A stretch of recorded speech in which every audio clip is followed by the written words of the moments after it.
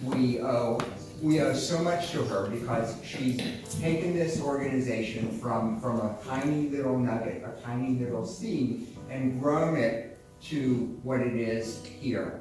And she has so much bigger plans for it. Just let her tell you about them, and if you have a week or someone to listen to her, she has enormous plans for this organization, so much bigger than what we have gotten to. But we've gotten here entirely on her back. Amen to that. Amen.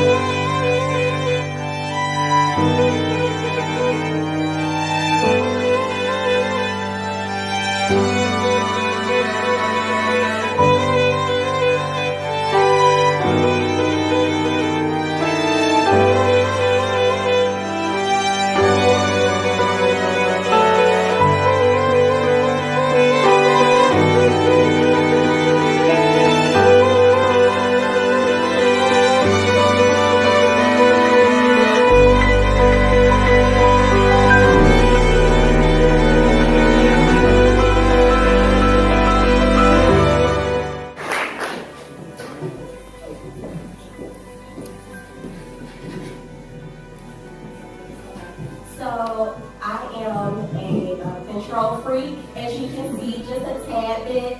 You know, I like things to look a certain way. And so if you got here about 5:45, I was still in my pajamas, putting together things, because I wanted to make sure that this was an extra special night for those that were being honored, those who sit in the seats, our donors, our volunteers, our board of directors, those who are friends of RBC, those who sit up in the middle of the night and hear me cry, those who pray for me, and those that live their life as teen parents, those that live their life as parents, those that live their life as adoptive parents. I just wanted this to be a festive occasion because we are all blessed to be here one more day to celebrate life with one another. And so I applaud you all today. Please give yourselves a round of applause.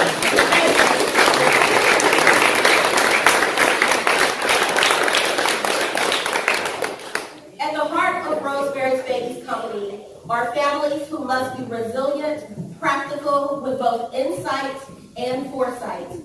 These families must be resilient because their obstacles are great, because their predetermined outcomes are life sentences to poverty. These families must be practical because they do not have the financial freedom or the vision to do anything other than manage the life ahead of them. These families are practical in their buying habits, their relationships, ultimately how they manage their daily lives, even setting goals. These families must have insight, knowledge, and understanding when making every decision as it relates to business and the business of their life. Finally, these families must have foresight. For these young parents to change their future, they must analyze and project the outcomes.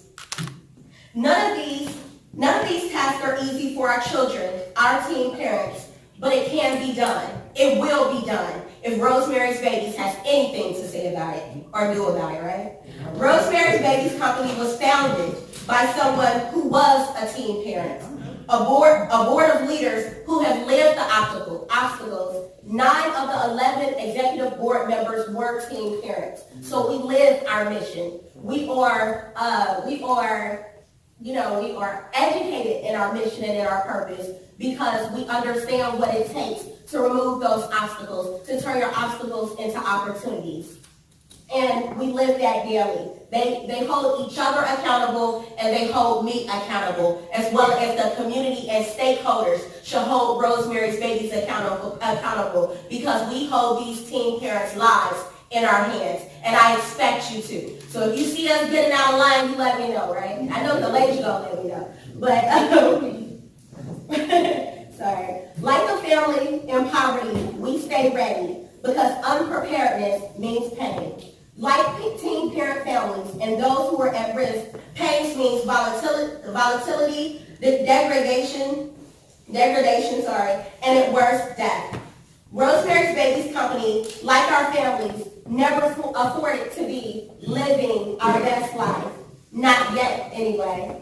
As we have been navigating our twos, externally, you have seen the terrific. Everybody knows about navigating the twos, right? But you have seen the terrific. You have seen the stories of our organization in the news. If you participated in a trampoline tap out, you have seen the 200 people that showed up to celebrate with us. Even tonight, it looks amazing. It looks terrific. But as we understand with any 2-year-old, it is not always easy and it is not as pretty as it looks. There's stink in that diaper. And we deal with that as well. We deal with the barriers of not having a budget. A CEO that for the past 2 years, I dedicate my work and spend 80 hours a week without a full-time paycheck. And I'm okay with that because I would rather give up my income to see someone else move forward, to see the 20 teen parents and families that we served this year move forward, to be able to pay for Uber ride for someone to get home from the hospital, even though I might not have enough gas to get in my car because that meant something to me. Every one of these lives means something to me because my legacy matters,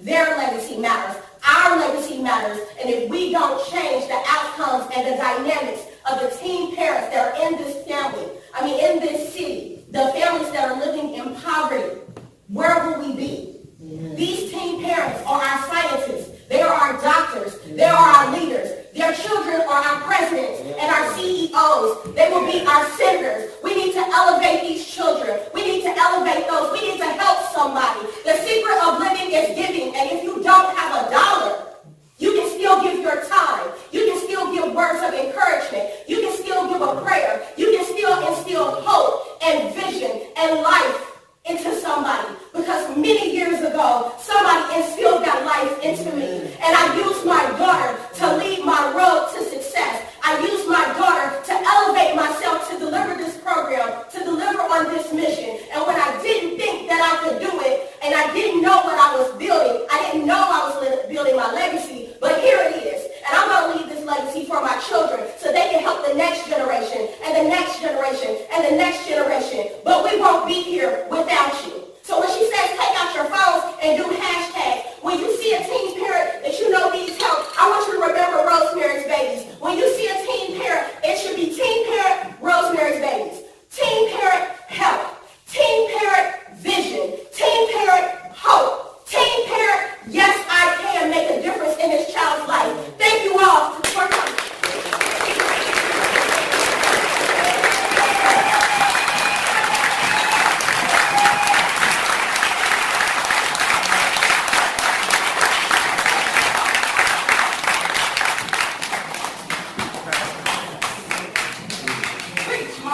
I thought